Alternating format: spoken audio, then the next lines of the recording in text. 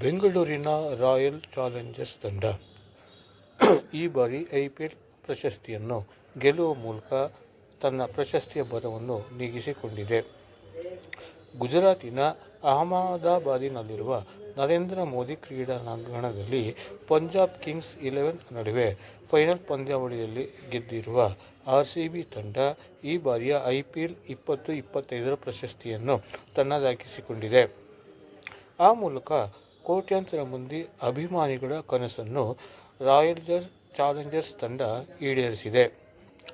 ಆದರೆ ಇದರ ಬೆನ್ನ ಹಿಂದೆಯೇ ಈ ತಂಡದ ಮಾರಾಟದ ವಿಷಯಗಳು ಕೇಳಿಬರುತ್ತಿದ್ದು, ಇದರಿಂದ RCB ಅಭಿಮಾನಿಗಳು ಆಘಾತಗೊಂಡಿದ್ದಾರೆ. ಬ್ರಿಟಿಷ್ ಮೂಲದ ಡಿಜಿಯೋ ಕಂಪನಿ ವಿಜಯ ಮಲ್ಯ ಅವರಿಂದ ರಾಯಲ್ ಚಾಲೆಂಜರ್ಸ್ ಬೆಂಗಳೂರು ತಂಡವನ್ನು ಖರೀದಿಸಿದ ನಂತರ ಇದೇ ಪ್ರಪ್ರಥಮ ಬಾರಿಗೆ RCB ತಂಡ IPL ಟ್ರೋಫಿಯನ್ನು ಗೆದ್ದಿದ್ದು, ಹಾಗಾಗಿ ಇದರ ಮೌಲ್ಯ ವೃದ್ಧಿಗೊಂಡಿದೆ. ಸುಮಾರು 18 ವರ್ಷಗಳ ಭರದಿಂದ ಅದು ನೀಗಿ ಹೊರಬಂದಿದ್ದು, ಆ ಮೂಲಕ ಟ್ರೋಫಿಗೆ ಮುತ್ತಿಟ್ಟಿದೆ. ಈಗ ಆ ಕಂಪನಿಯು RCB ತಂಡವನ್ನು ಮಾರಾಟಕ್ಕೆ ಮುಂದಾಗಿರುವುದು ನೋವಿನ ವಿಚಾರವಾಗಿದೆ.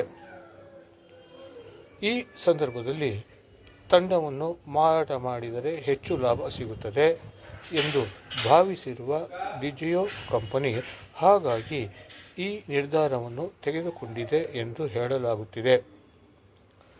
ಡಿಜಿಯೋ ಕಂಪನಿ ಮದ್ಯದ ಕಂಪನಿಯಾಗಿದ್ದು, ವಿಶ್ವದಲ್ಲಿ ಕೆಲವೆಡೆ ಮದ್ಯವನ್ನು ಮಾರಾಟ ಮಾಡುತ್ತಿದೆ.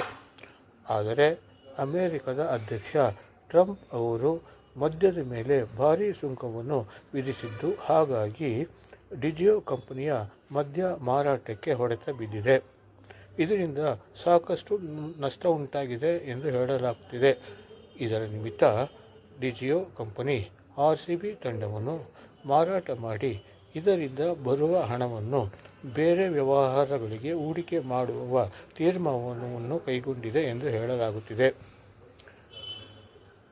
ಸುಮಾರು 13,680 ಕೋಟಿ ರು ಮೌಲ್ಯ ಎಂದು ತಂಡದ ಮೊತ್ತವನ್ನು ಅಂದಾಜಿಸಲಾಗಿದೆ.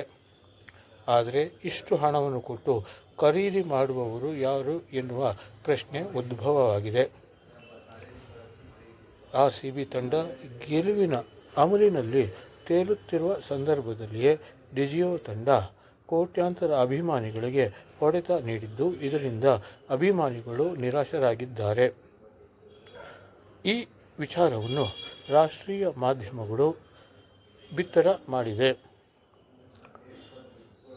ಈ ತಂಡವನ್ನು ಉಪಮುಖ್ಯಮಂತ್ರಿ DK ಶಿವಕುಮಾರ್ ಅವರು ಖರೀದಿಸಲಿದ್ದಾರೆ ಎನ್ನುವ ವಿಚಾರವೂ ಕೂಡ ಹೊರಬಿದ್ದಿದ್ದು, ಆದರೆ ಈ ಬಗ್ಗೆ DK ಶಿವಕುಮಾರ್ ಅವರು ಸ್ಪಷ್ಟನೆ ನೀಡಿದ್ದಾರೆ.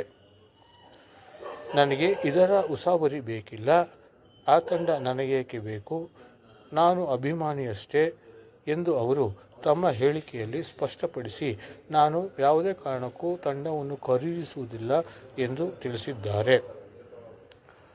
ಪ್ರಧಾನಿ ನರೇಂದ್ರ ಮೋದಿ ಅವರು ಭಾರತದಲ್ಲಿ ಮದ್ಯ ಮತ್ತು ತಂಬಾಕು ಜಾಹೀರಾತಿನ ಮೇಲೆ ನಿಷೇಧ ಹೇರಲು ಮುಂದಾಗಿರುವುದು ಕೂಡ ಈ ತಂಡದ ಮೇಲೆ ಪ್ರಭಾವ ಬೀರಿದೆ. ಮದ್ಯದ ಮಾರಾಟ ಮಾಡಿರುವ ಡಿಜಿಯೋ ಕಂಪನಿಗೆ ಇದರಿಂದ ದೊಡ್ಡ ಹೊಡೆತ ಬೀಳಲಿದ್ದು, ಹಾಗಾಗಿ ತಂಡವನ್ನು ಮಾರಾಟ ಮಾಡಲು ಮುಂದಾಗಿದೆ ಎಂದು ಹೇಳಲಾಗಿದೆ. ಆದರೆ ಇದುವರೆಗೂ ಡಿಜಿಯೋ ಕಂಪನಿ ತಾನು RCB ತಂಡವನ್ನು ಮಾರಾಟ ಮಾಡುತ್ತೇನೆಯೋ ಇಲ್ಲವೋ ಎನ್ನುವುದರ ಬಗ್ಗೆ ಬಹಿರಂಗವಾಗಿ ತಿಳಿಸಿಲ್ಲ, ಅಂತಿಮ ತೀರ್ಮಾನವನ್ನು ತೆಗೆದುಕೊಂಡಿಲ್ಲ ಎಂದು ರಾಷ್ಟ್ರೀಯ ವರದಿಯಲ್ಲಿ ಉಲ್ಲೇಖಿಸಲಾಗಿದೆ.